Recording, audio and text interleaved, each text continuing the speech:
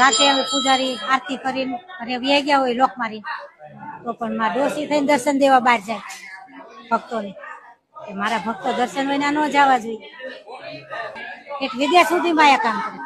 એક દીકરીનો માંડવો હતો, એને દીકરો નતો તો માંડવો માંડ્યો.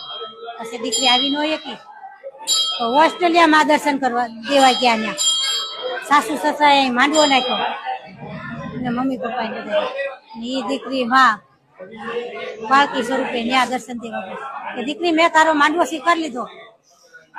હા માં લીલા અપરમ પાસે વાવમાં માં હવા વેતની નાંગણી થઈને ઉતરી ગયા. સવા વેતની નાંગણી થઈને માં વાવમાં માને વાવ બહુ ગમી કે આ વાવમાં મારે બિરાજમાન થવું છે. તો માં વાવમાં ઉતરી ગયા સવા વેતની નાંગણી થઈને.